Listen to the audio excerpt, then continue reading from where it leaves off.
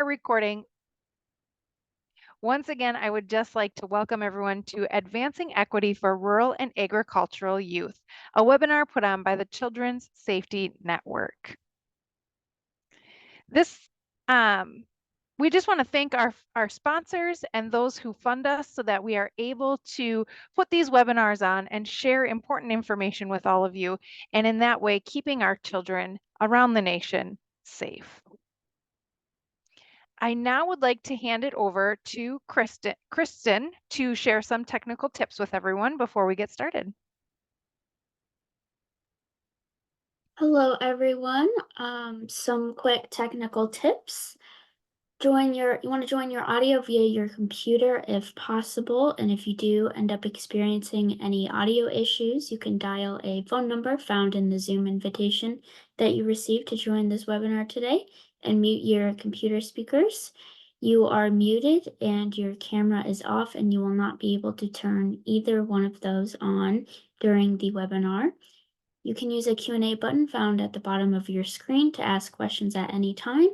We are recording this session, and we will provide the recording along with the slides to everyone who registered after the webinar, about a week after the webinar.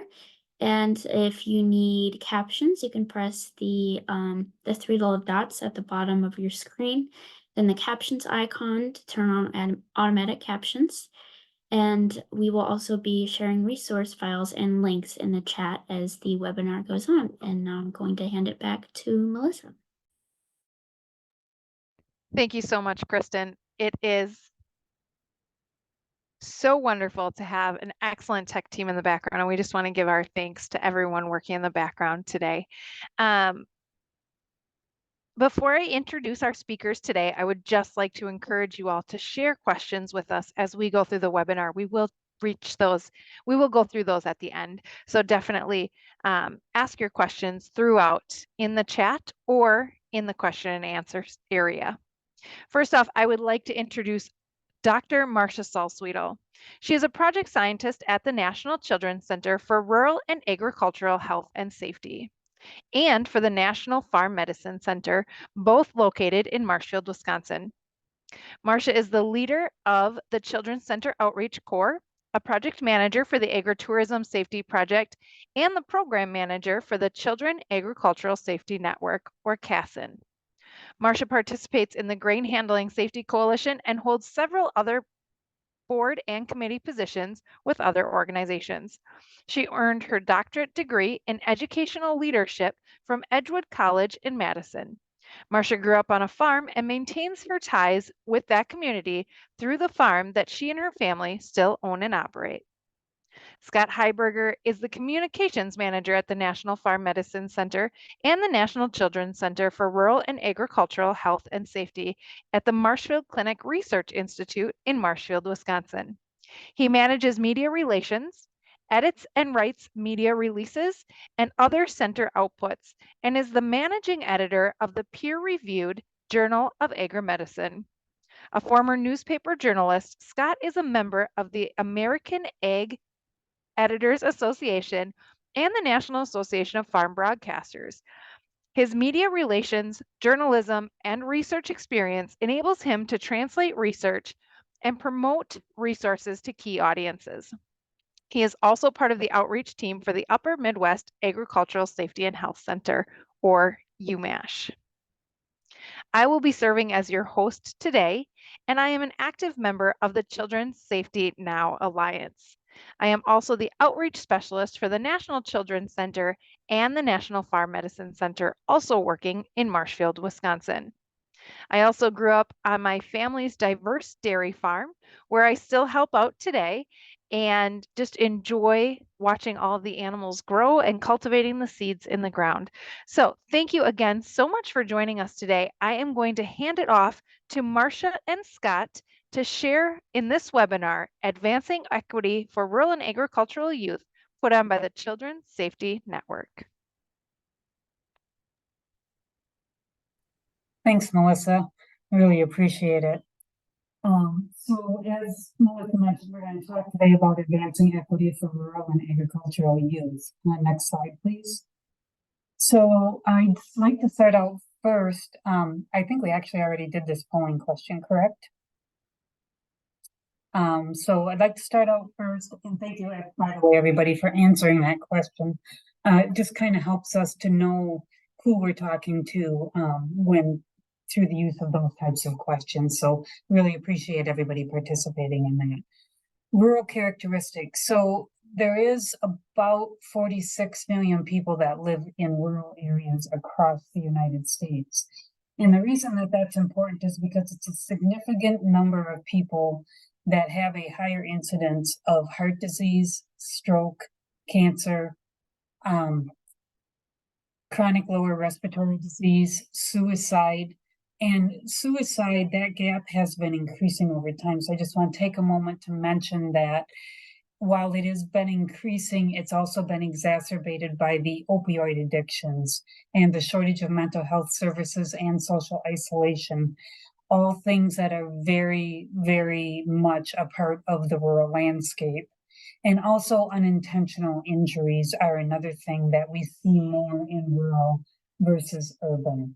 And so as we're talking about unintentional injuries, next please, we're going to move into our next polling question.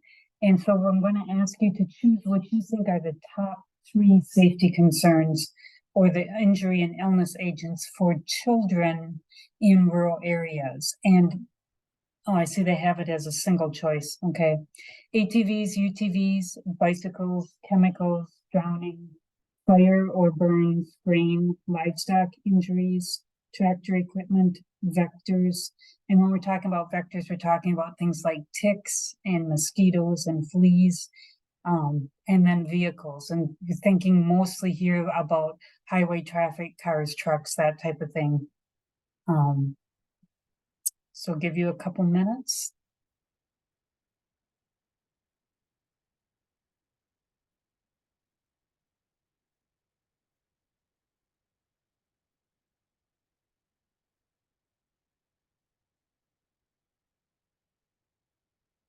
Okay, and ATVs and UTVs definitely among some of the most highly chosen tractors and equipment, and again, the highway traffic, cars, trucks, that type of thing. So along with a few with livestock, chemicals, drowning. So I think it's great to see all of that, and we definitely hit a lot of the ones that we're going to talk about today. So next slide, please. So unintentional injuries and fatalities are about 50% higher in rural areas than they are in urban areas.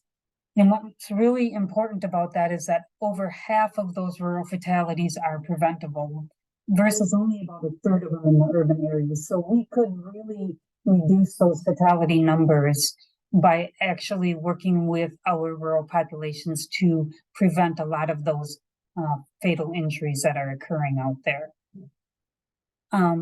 The rural incidents are more likely to also involve multiple injuries.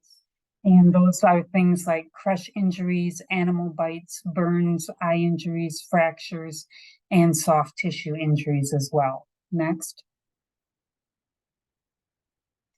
So what's actually causing them? So back to what our poll is, you hit a lot of these.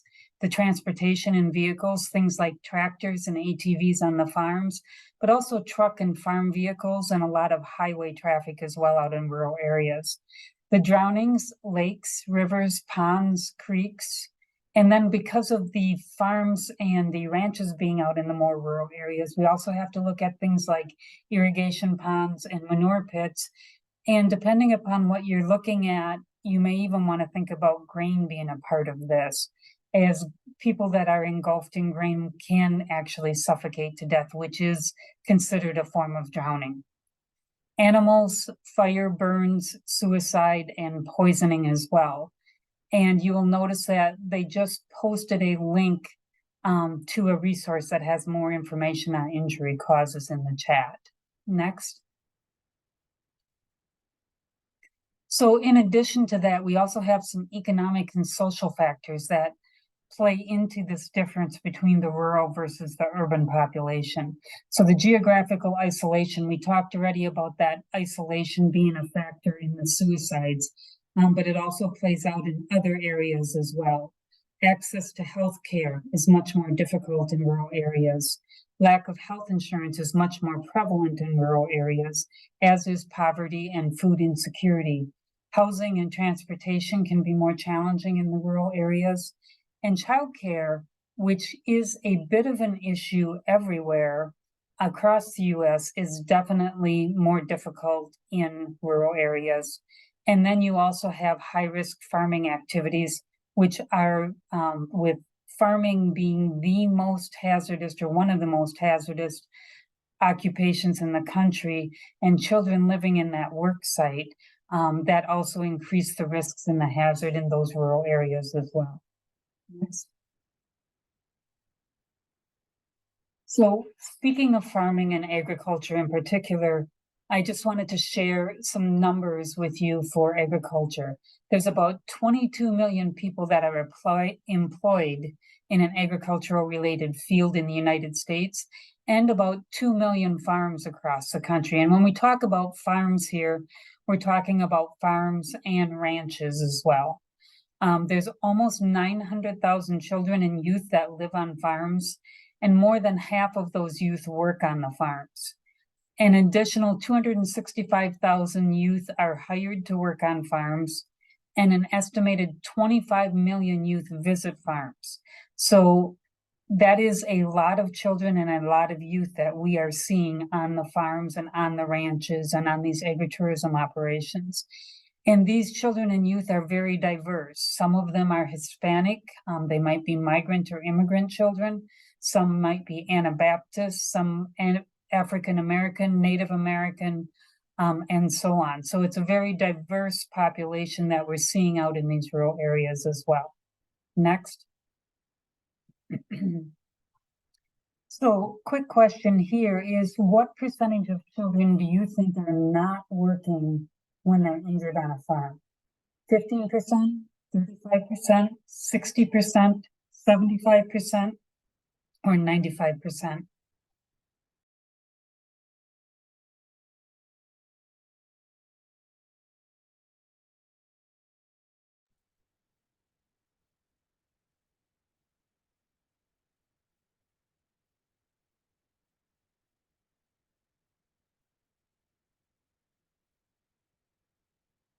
Okay, great. So most of you, over half of you, answered about 60%, and excuse me, about 45% answered 60%, and that is actually the correct answer. So next slide. So this slide actually shows us the top 5 injury statistics related to agriculture. And you'll notice that on the bottom right at about 5 o'clock is what we just talked about. 60% of child agriculture related injuries happen to children who are not working. That means that every day about 33 children are seriously injured in an agriculture related incident, and over half of them are not working when they're injured. We also know that a child dies in an agricultural related incident about every 3 days. And that the number of ag-related youth worker fatalities, or the number of youth that die working in agriculture, is higher than all other industries combined. Interestingly enough, we know that many of those fatalities and injuries to working youth are due to children doing work that doesn't match their physical and mental abilities. And we'll talk more about that in a little bit. So next. So I just shared some numbers with you, but there's some challenges with the data. The biggest challenge that we have is that we don't have a central database that collects injuries and fatalities on children in rural areas. So up until 2015, we had a child agricultural injury surveillance system, but that ended in 2015, and now we don't have anything that collects that type of data anymore. We do have the Bureau of Labor Statistics that does collect information on injuries and fatalities to working youth, but again, it's not comprehensive, partly due to the differences in the child labor laws for youth that are working in farming, and also some of the other exceptions that come along with farming that we'll talk about a little bit more. We also have difficulty capturing data for non-working children and youth, for family farms and small operations that don't have the same reporting requirements as the bigger corporate farms do, and for some of our special populations, such as our Anabaptists and our migrant and immigrant children. So bottom line is that the number of injuries and fatalities that we've talked about, we know are underestimates. And some of the studies that we've seen indicate that they could be at least double, if not even more than the numbers that we've shared already. Next.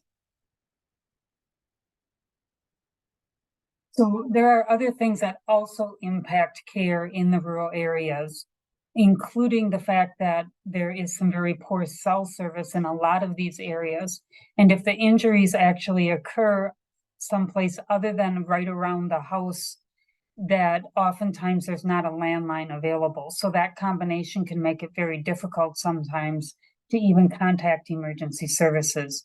In addition to that, because many of these areas are geographically distant from healthcare, so it's a long ways away from a hospital or a clinic, there may be a long response time for emergency services. There might be a longer distance to travel by car, or there may not be any public transportation available. A lot of rural areas are not serviced by bus lines or taxi services or anything like that. And specialty services may not be available locally either. So there's a lot of rural areas where there is not a trauma center that services that area. So if somebody is brought in by ambulance to the local hospital, they may have to be medevac then to a trauma center if that's needed. Another challenge is that the specific location may not always be easy to figure out when we're talking about emergency services. So because somebody gives you an address of the house when they call in, the injury, especially on a farm or a ranch, may not actually have occurred at the house. And also some injuries may need immediate attention, and that remoteness may cause some challenges with getting that immediate attention for injuries. So there are a lot of impacts for emergency care in rural areas as well. Next. So what we've talked about so far, we know that there's over 46 million people that live in rural areas. We know that disease, injury, and fatality rates are disproportionately high in these rural areas. We know that healthcare access is limited and emergency care often takes time in these areas. And we also know that a high percentage of the injuries and fatalities that occur in rural areas are preventable, which then raises the question, how do we prevent them? Next. So, which leads us into our next polling question is, what do you think is the best way to address hazards and risks in rural areas? Avoid them, educate about them, enforcement such as laws and regulations, or engineering them out?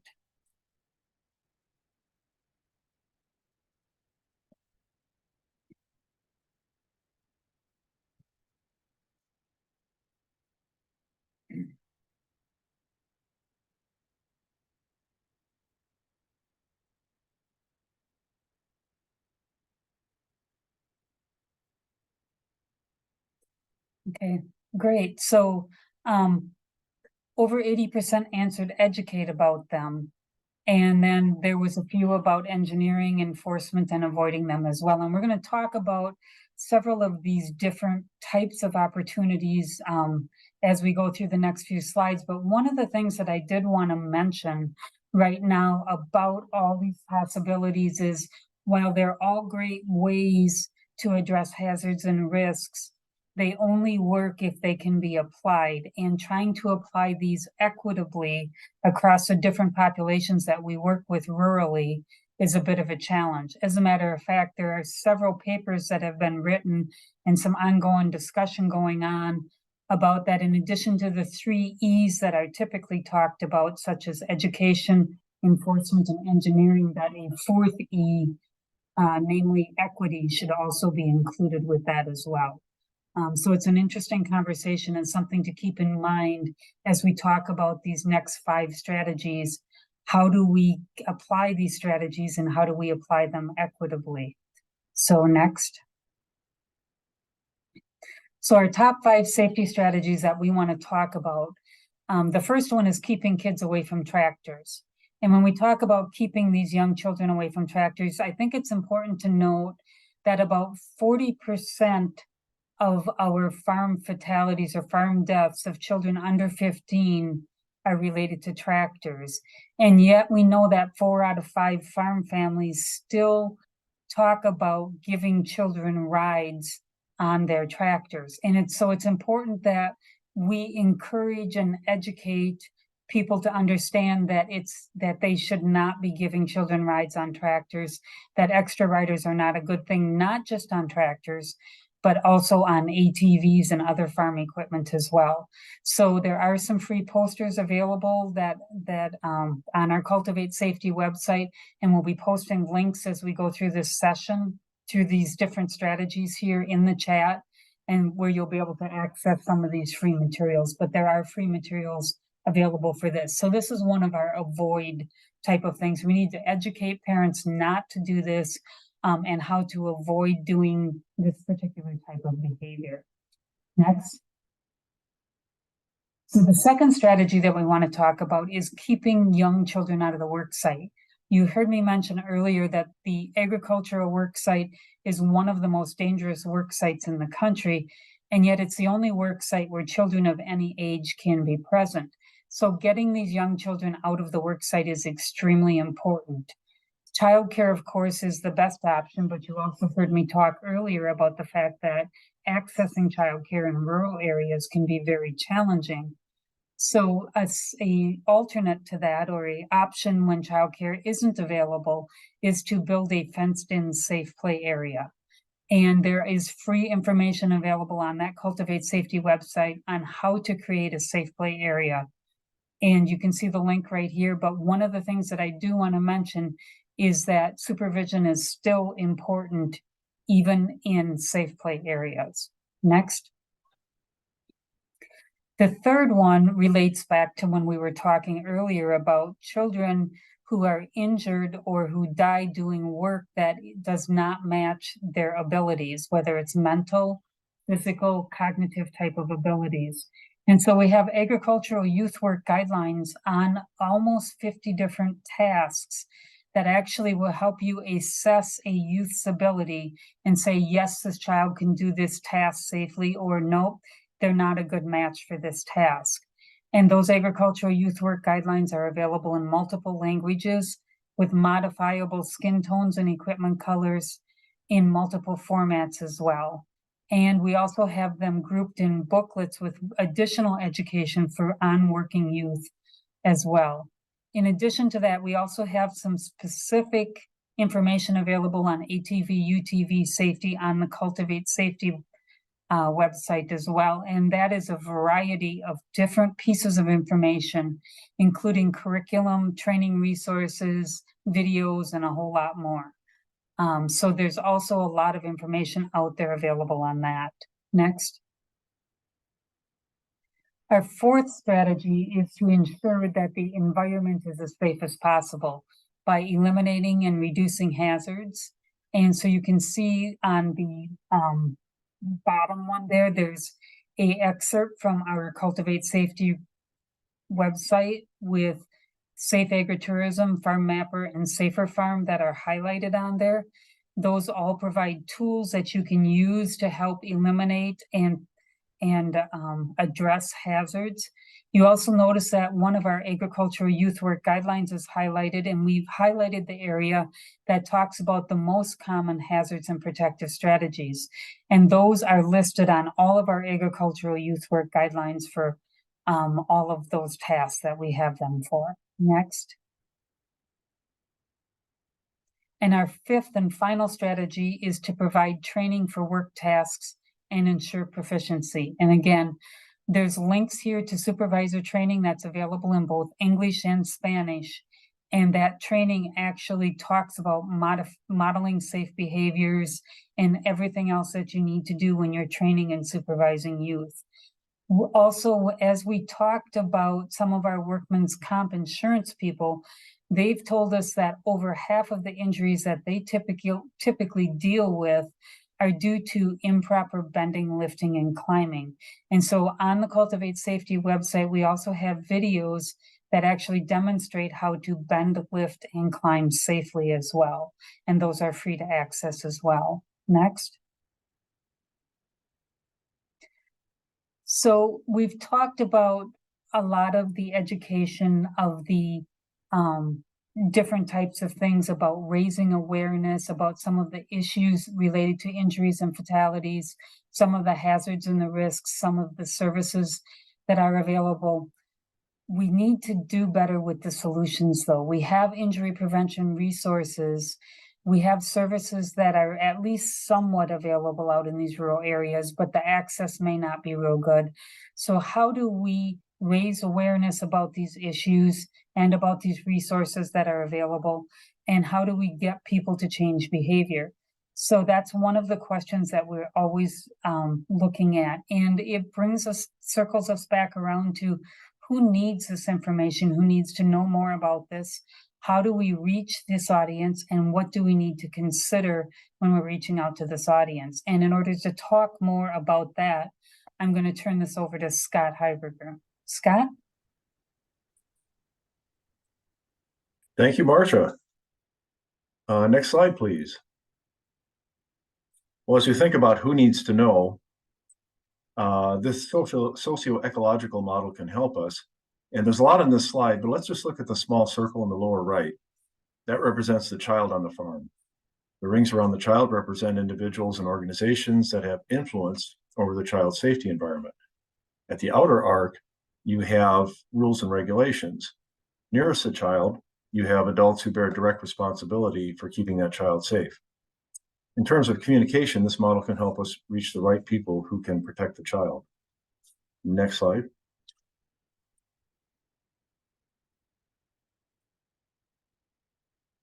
The IDEA model is an easy-to-use, adaptable framework for quickly developing effective safety messages, instructing people on how to protect themselves. This came out of the field of crisis and risk communication, and it's been tested during natural disasters, pandemics, and other emergencies.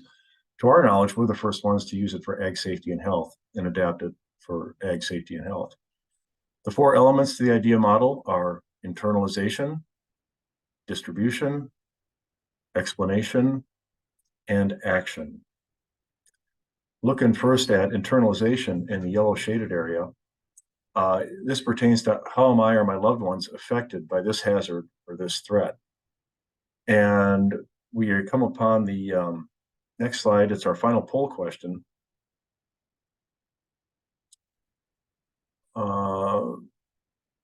We're asking, do you know someone who was injured in a farm-related, injured or died in an agriculture-related incident? Yes or no?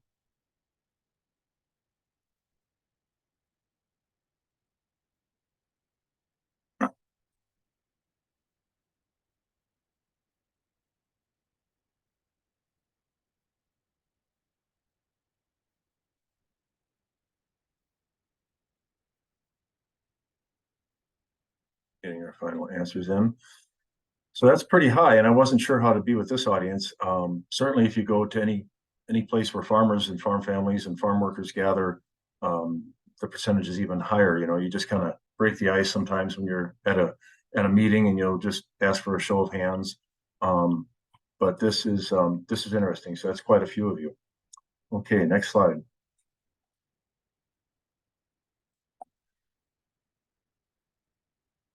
To help us illustrate an actual application of each of these four letters, we're going to use excerpts from a press release we did a couple years ago. Quick background, this South Dakota family suffered the loss of their 7-year-old son on Easter weekend. A number of years ago, he was riding with Grandpa, extra rider on the tractor while Grandpa was doing some work. Child fell off, was run over, and died. So we went out to South Dakota a couple of years ago to work on the story, and it's been very well received. It's one of the most visited pages on our website. And so as we talk about the I, the internalization, why should I care? how am I or my loved ones potentially affected? Just reading right off the screen here, the article starts off, tractors are the #1 cause of fatal injuries to children on farms, and yet it's been tradition for young children to ride as passengers. So thinking about the recipient of this message, how might this resonate? It is common for rural people to know others who've been affected by farm injuries, and tractors are on almost every farm. Then you have the photo of what appears to be a parent at a child's gravesite. We're counting on these elements to help the readers see themselves in the story. Like that could be my child, or wow, I let my child ride as a passenger. How would I feel if something like that happened? This internalization, the lead paragraph is very important. In journalism school, they teach you to write scared. Write as if the reader's eyes are going to go on to the next topic and next article really quickly, and so you do try to grab people right away. Next slide, please. So next we come to D for distribution, and D is the only one of these elements that deals with the channels of communication. The other ones all deal with the message itself. And so again, reading from the yellow shaded area, send consistent messages through multiple channels by a variety of credible sources. And so that's what we think about when we're trying to pick the best channels, the best platforms to send our message. Next slide, please. So some things to consider as you're trying to pick your platform, your channel. Who are you trying to reach? Some basic things here. Where do they get their information? How do they access that information? And then on the other side, thinking about the different channels, you've got traditional media and media relations. Within that, you have agricultural media. If you're trying to reach that audience, it's important to cultivate good relationships with the ag media, social media. And then, depending on your group, maybe a more specialized approach. You have to get creative. There's Spanish language radio stations that are popular with that community. If you're trying to reach the Spanish-speaking workforce, you might consider even hard copy resources or flyers with small shops, small groceries, the church, other places where you might reach these folks. And the final bullet there, ensure consistent messaging across various media outlets. That can be very helpful when they're getting the same consistent message from different places. Next slide, please. So going back to the press release and the distribution step, who am I trying to reach and how do I do it? In this case, you'll see on the slide there, this was picked up by High Plains Journal, which is pretty influential in the farm community in the Great Plains and that part of the country. And so we sent it out to ag media. We wanted it to reach farmers and those who work with farmers. And it was picked up by this publication and a number of other similar trade journals. And so we felt this approach was really successful. Next slide, please. Back to the model, and we're looking at the yellow shaded area for E, explanation. What is happening and accurate science intelligibly translated. So what's happening and why? Next slide. Some things to consider when you're dealing with explaining the situation. What has happened or what is happening, what can be done to address the issue. You want the information to be timely. If it's an unfolding event, you need to, or an unfolding situation, you need to update as needed, and you need to be a credible source. And then over on the right side, we're talking about translating appropriately. And so that would include non-scientific language, keeping it at a 6th, 8th grade reading level, the appropriate language and appropriate graphics. Make sure your graphics look like the people you're trying to reach, and make sure this is culturally appropriate. So your message is culturally appropriate. Returning to the credible source bullet point, that's really, really important. You can do this by providing accurate information and science that's translated in an understandable way. It also helps if you built up a trusted relationship with your audience. One way to do that is to build a trusted relationship with ag media. Farm broadcasters are still very much part of the farm community landscape. Ag media tend to be really trusted by their farm audiences. And then we build trust on social media. Melissa leads our social media efforts.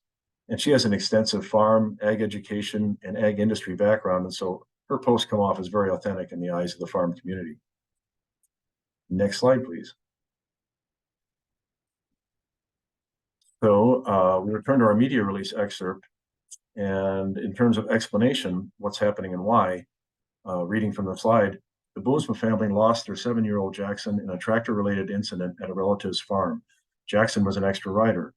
The Boomsmas decided to tell their story to prevent other families from going through similar tragedy. Talking about credibility, if the reader of this is a farm parent, they know that what they're reading is coming from another farm parent. And so this is going to have a high degree of credibility. We try to work through people like the Boomsmas anytime we can. And this family's really become great advocates for safety because they use and promote resources that are put out by us. You'll see Troy doing interviews. He'll quote citations, of ours. And Troy has admitted, and he admits in the story, that the death of his son could have been avoided, and that parents cannot let their children ride as passengers, and that his dad, the grandpa, made a mistake. And that's a huge admission. That's very, very powerful. Next slide, please.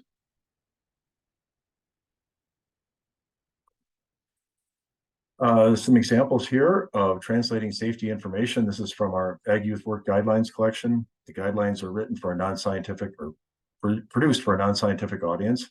They come in English and Spanish. You can modify the color of the tractors, and you can modify the human character skin tones so that it's most appropriate for your particular audience. Next slide, please.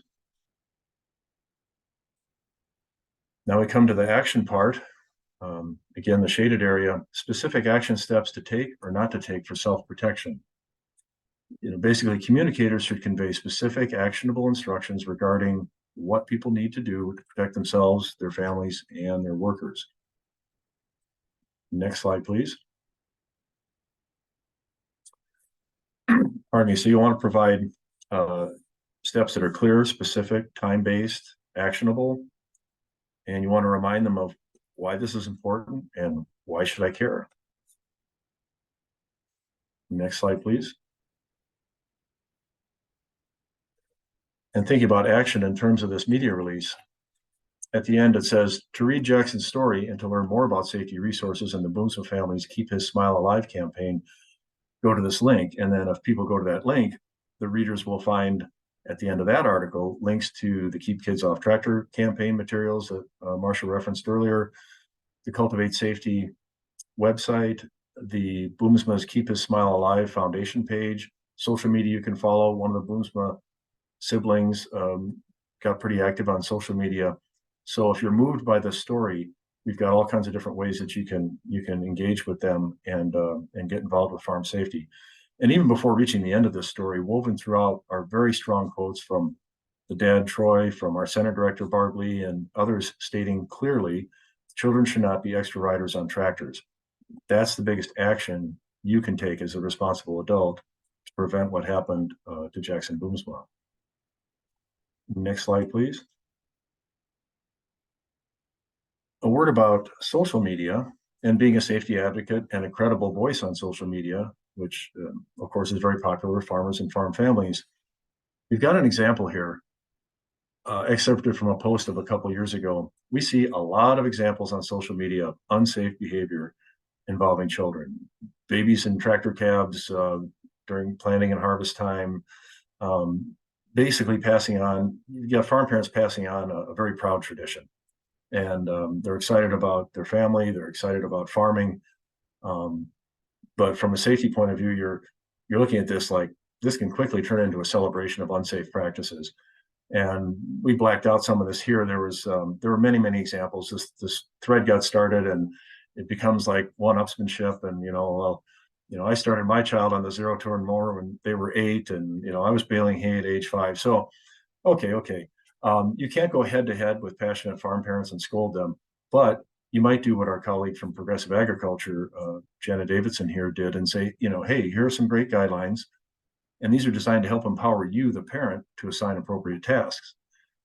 And the parents that are the linking agent in the socioecological model are the responsible adults. And so that's who you're trying to influence. And the strategy here is you use this online gathering of farm parents. Here they all are, and these are the people making decisions about their children's safety.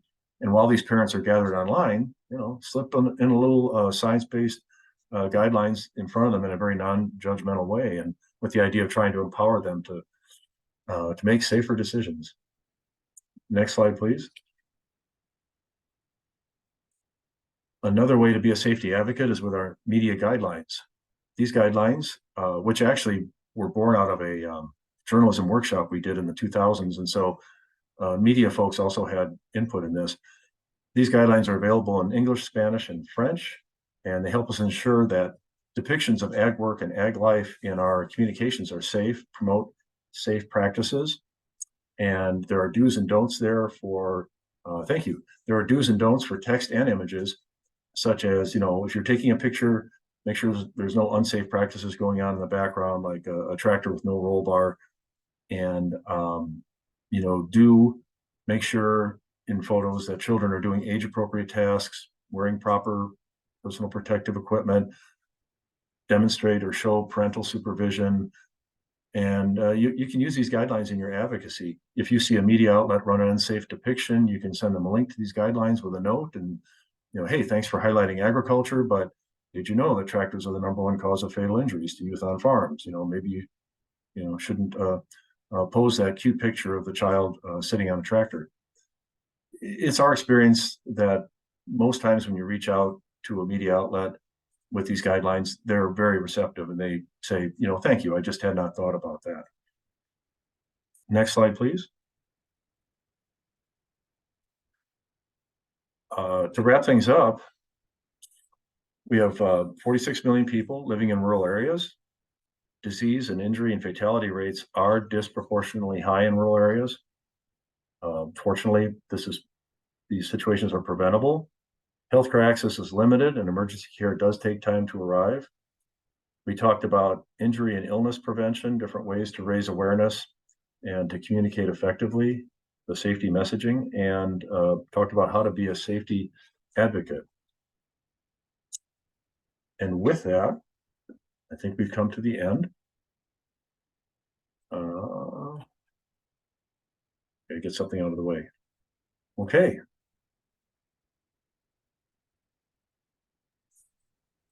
Thank you so much, Scott and Marsha, for all of this great information.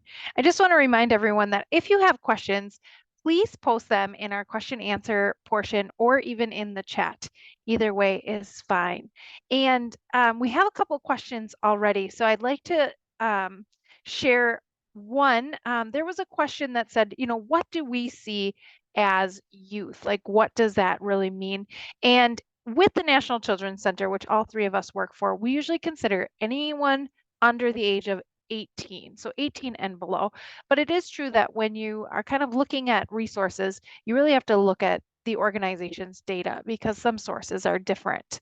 But one important question that came up twice now is, what are some evidence-based programs or opportunities to reach rural youth around ATVs and farm safety? Another question said, our region of the Southwest Florida has seen a spike in ATV-related injuries in both adults and children, many coming from rural areas. So what is the most effective means of injury prevention when it comes to ATVs? Thanks, Melissa. I'll field that one if you like. So there's a lot of information out there on ATV injuries and fatalities. And it's really been, the number of injuries and fatalities have been increasing over the last several years. And so it's become a real prevalent problem. So one of the things that we've done, and you heard us talk a little bit earlier about the Childhood Agricultural Safety Network. So, and that is a group of people that are interested in trying to work together to enhance the safety of children on farms. And they have in recent years put together campaign materials for ATV and UTV safety. And it's a collection of materials, almost like a one-stop shop. So some of the information that's available out there is curriculum that you can use. Some of it is videos that demonstrate some of the safety issues and the how-tos and even some things that demonstrate consequences of unsafe behaviors, as well as some overview type of materials. And there's also academic resources and links out there as well. And again, that's all available on the Cultivate Safety website. And you can also go out there and click on the Safety Network and learn more about how you can join that safety network or CASM. Thank you so much, Marsha. Another important question that came up is, what is your definition of farm?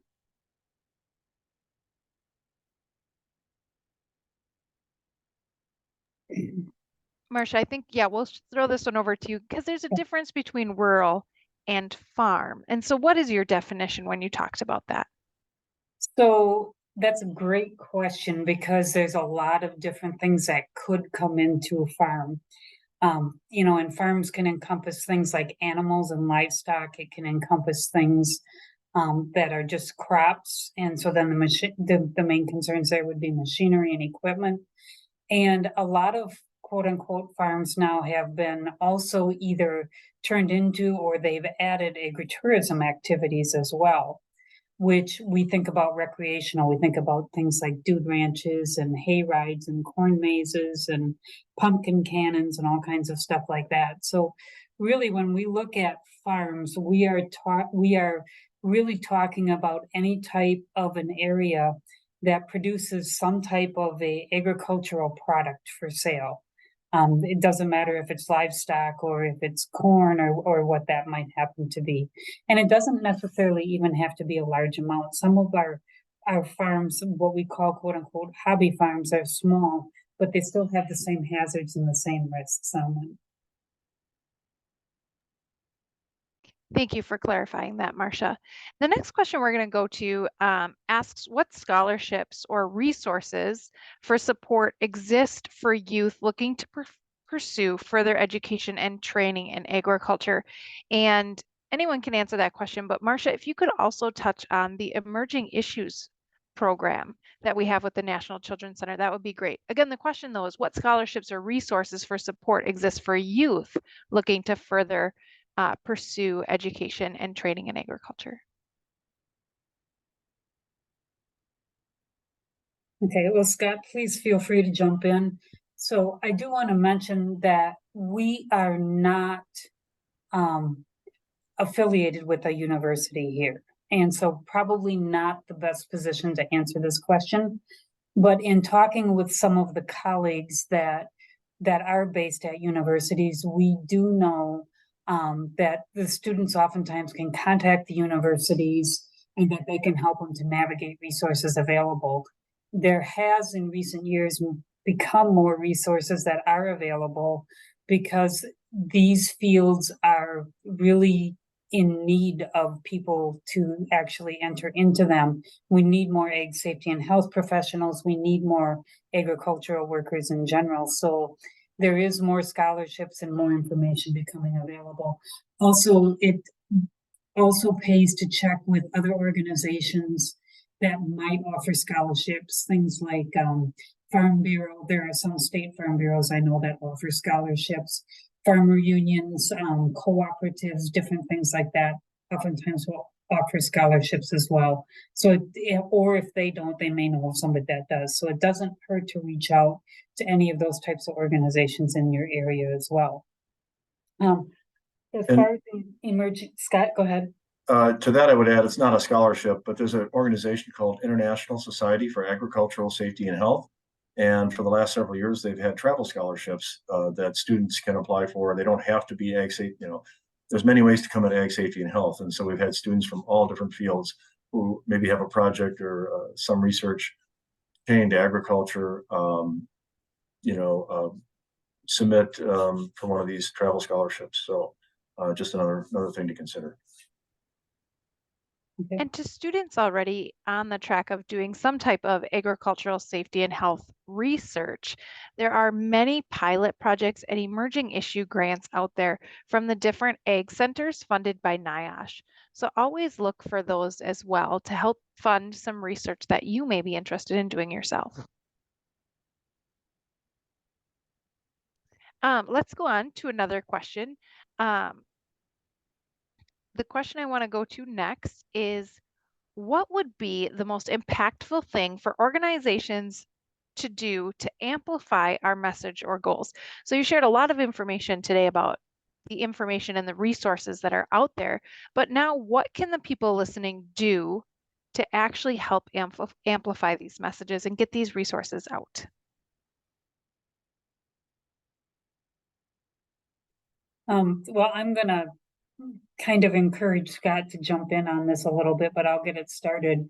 Because I think that he really hit it when he was talking about the idea model on that last step, that action step. So we shared a lot of resources, as you mentioned. We shared a lot of safety strategies and some interventions today. But if we don't get people to actually take action and use these materials, we need them to actually change their behaviors and stop doing unsafe things. You know, start wearing helmets on the ATVs, stop giving kids rides on tractors. It all goes back to what Scott said about that take action type of a step. And so what we need to do is we need to figure out, how do we get people to actually act upon the information that we have? So it helps if we can get people to share resources, but we also need them to encourage people to act on what that is. So Scott, I don't know if you have anything you want to add to that.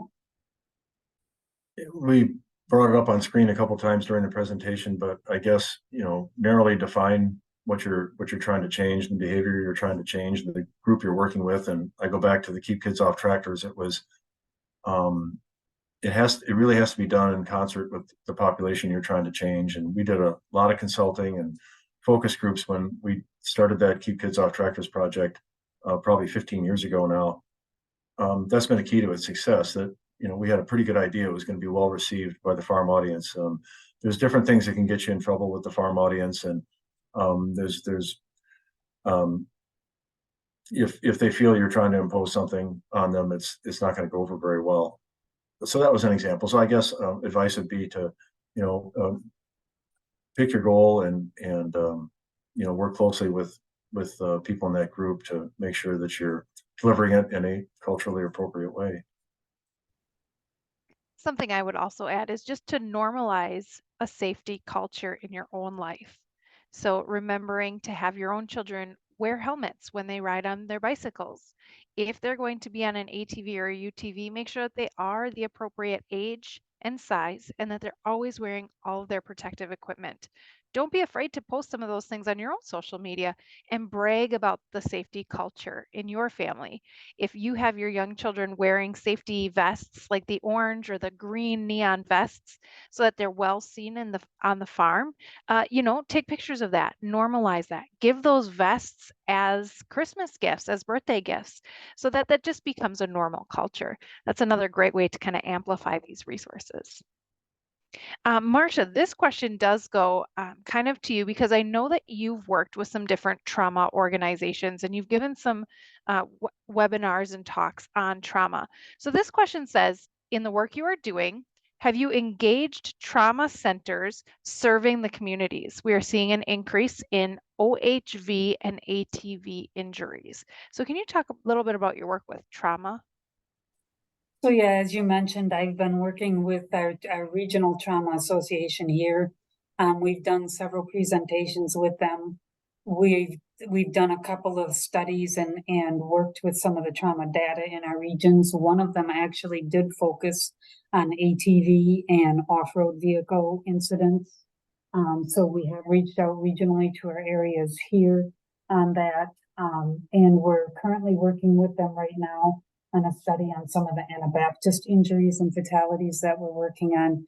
So we do work with the trauma groups. We're hoping to be able to expand that work nationally in the future. And but if anybody else has any interest in working on that, we're always open to more collaboration. So please don't hesitate to contact us. Excellent. Thank you, Marsha. Another question here says, any suggestions on how to impact the increase in suicide in agricultural youth?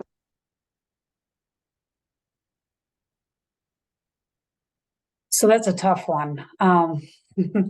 So there's a lot of I would say I would start out first by educating the rural community. And it's an issue that we see, as I mentioned earlier, more in rural communities. It is an urban problem as well, but it's becoming more of a problem in the urban communities, and it's worsened, of course, by the social isolation, and the increase in the opioid epidemics in the rural populations hasn't helped either. So there's a lot of courses that are being offered through like AgriSafe, and different places like that. And they're actually mental health type of courses and suicide prevention type courses.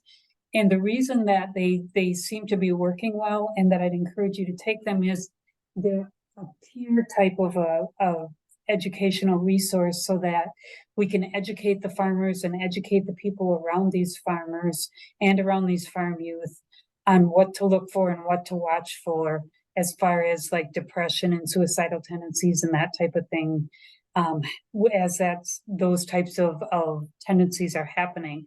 And so the more that we can educate the people that surround these youth, then the better chance we will have in being able to identify and address those issues as well. So yeah, as Melissa just posted in the chat, there's some great materials that are available from AgriSafe on their mental health webinars. So we also have another scientist that we work with, Dr. Josie Rodolfi, who's doing a project right now called FAM. And she's doing some research and comparing, do agricultural youth actually have more stress that they get from the farm and from their parents? And what some of her research is showing us is that they get the same types of stresses from school and sports and their friends that any youth does. But yes, growing up on a farm and hearing about, how you can't control the weather, or where you buy or sell your supplies from, and the supply chain issues, government changing policy, they do actually take on more stress than youth who maybe aren't raised on a farm or in an agricultural environment. And so some of the things she mentions that can really help us kind of help our youth to understand depression and stress is, again, talk about it, normalize it. Let's get rid of the stigma of mental health being a bad thing, that you can never talk about it. Talk to your children, talk to youth in the community about what stress is and how you deal with it. As adults, sometimes we know that for us, it's best to maybe go for a run and get some exercise. Maybe we need to sit down and read a book. Maybe taking a short nap helps us to kind of deal with our stress, our anxiety, and our depression. But youth are kind of having new feelings of depression and anxiety and stress, and they don't always know how to deal with it. So by talking with them and really explaining these feelings and letting them talk about their feelings and helping them find a way to cope can really help us to lower that suicide rate again. So just some ideas for you all. I do see that it's 2:58, so we had some more questions, but we are going to cut it off here. I just want to thank Scott and Marsha so much for all of your expertise. What a great webinar. Thank you. And I want to thank everyone who joined this webinar today, and thank you for the great questions. Just remember to keep this conversation going in your own areas. Continue to normalize safety culture and talk about why we want to keep our families and our children safe in both rural America and on our farms. And finally, thank you, Children's Safety Network, for putting on this wonderful event so that we can talk about this and keep our families safe. Again, thank you, Marsha and Scott. We just ask the audience to please complete the evaluation of today's session. The link should have been on the last slide, and it will get sent to you. And Kristen will launch that evaluation as soon as you exit this webinar. So thank you again, everyone. We hope that you have a great rest of your day and a wonderful week.